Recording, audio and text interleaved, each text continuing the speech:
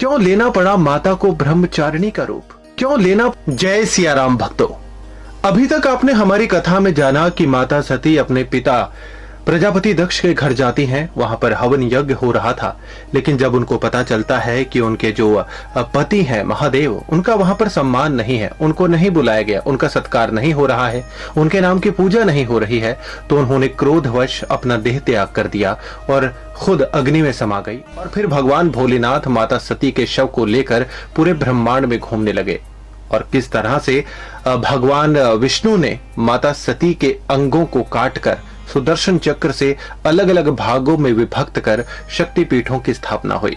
यहां तक आपने जाना। लेकिन दोस्तों, जो शक्ति होती है वो कभी समाप्त नहीं होती, सिर्फ अपना रूप बदलती है। और यहीं से कथा शुरू होती है नवदुर्गा की। सबसे पहली मां शैलपुत्री। कैसे जन्म हुआ मां शैलपुत्री का? उनका जन्म हुआ हिमालय के घर। हिमालय पर्वत की जो राजा थे हिमावन और उनकी पत्नी मैना, उन्होंने माता आदिशक्ति की आराधना शुरू की।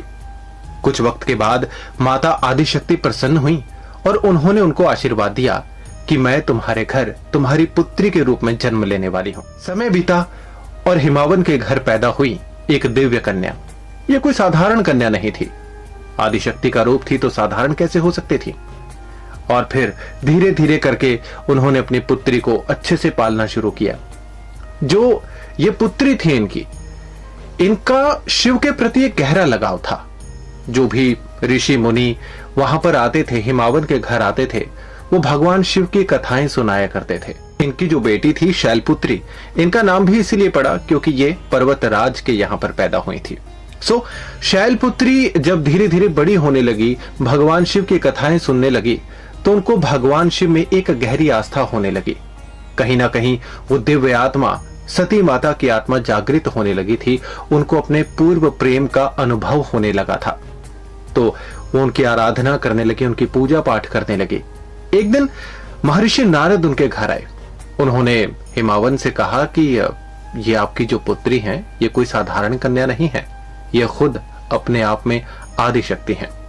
और जब इस बात के विषय में शैलपुत्री को पता चला तो उन्हें आभास हुआ शिव से जुड़ाव का, और उन्हें एहसास हुआ कि उनका जन्म क्यों हुआ है, शिव को पाने के लिए। उन्होंने अपने महलों के वैभव को छोड़कर जंगलों में जाकर तपस्या करनी शुरू की। पहले तो वो फल खाती थी, उसके बाद पत्तों को आहार बनाया, और जैसे जैसे उनकी तपस्या और गहरी होती चली गई, उन्होंने सब कुछ खाना पीना छोड़ दिया। और फिर एक दिन ऐसा आया जब भगवान शिव प्रसन्न हुए, उनको दर्शन दिए और कहा कि मैं तुम्हारी अथाह भक्ति, तुम्हारे प्रेम, तुम्हारे त्याग से अत्यंत प्रसन्न हूं। भगवान शिव ने कहा, तुम मेरी सती हो और तुम्हारे कठोर तप ने मुझे तुम्हारे पास आने पर फिर से विवश कर दिया है, अतः मैं तुम्हें स्वीकार करता हूं अपनी पत्नी के रूप में। फिर क्या था, भव्य विवाह का आयोजन किया गया। से गंधर्व लोक से हर जगह से इकट्ठा हुए देवों ने उनका सत्कार किया।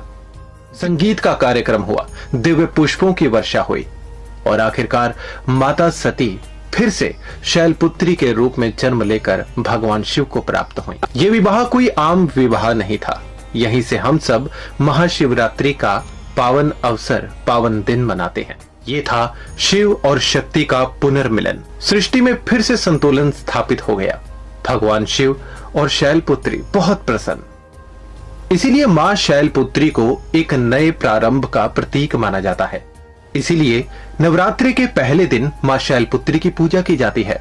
यह हमें सिखाती है कि प्रेम, धैर्य और स्थिरता से आखिरकार अपना लक्ष्य प्राप्त किया जा सकता है। लेकिन इस दिव्य विवाह के बाद भी माता की लीलाएं समाप्त नहीं हुई।